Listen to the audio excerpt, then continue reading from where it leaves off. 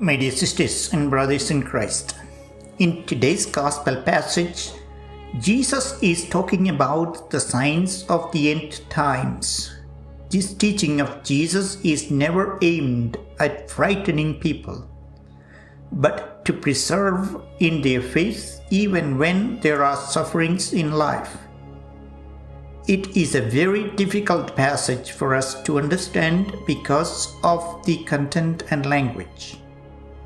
But this could be explained in the background of the religious and political persecutions of the time. The destruction of the Jerusalem temple and the holy city in 70 AD was the worst day in the history of the Jewish people. They were subjected to unparalleled and brutal persecution. The 5-month siege of the city by the Roman army resulted in severe famines and the death of thousands of people. The temple was completely ravaged, and all the precious materials were either destroyed or stolen. The second temple that existed at the time of Jesus has never been rebuilt. What remains there today is a smaller part of the Western Wall known as the Wailing Wall, which is the holiest place for the Jews now.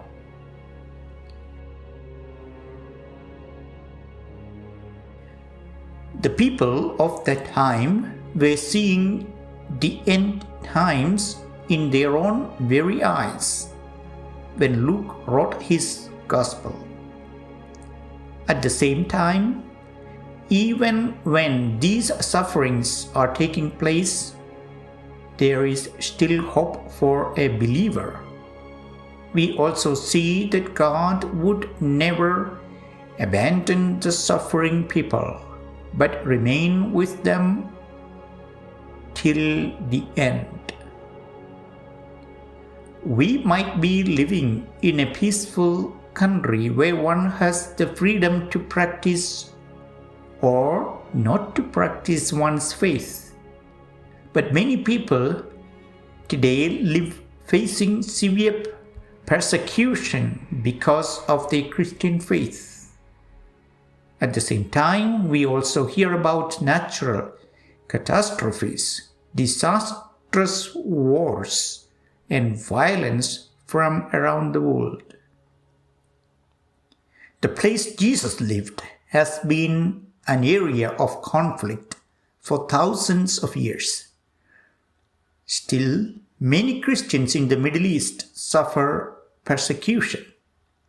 There is a possibility that some of us may lose hope when we hear about such events. Recently, I read the story of a young priest, Father Rashid Aziz Jani, and the 3 deacons of the Chaldean Catholic Church who were gunned down on Trinity Sunday in June 2007 in Iraq. He had been a priest only for 6 years. He had grown up in Mosul and was an engineer before becoming a priest. In October 2001, he was ordained in Rome after his studies there and later went to work among his people in Mosul. He wanted to stay with his suffering people, even when he knew that he had to give his life. In today's Gospel, Jesus says, "By your endurance, you will gain your lives." Father Jani had to die because he was unwilling to betray Jesus and his suffering people. But he continues to live in the hearts and minds of many people around the world and also gained his life for eternity.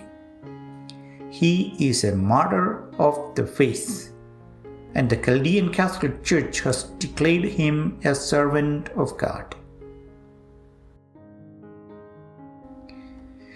We all somehow plan for the future, and yet we have a lot of fear since we do not know what will happen in our life tomorrow.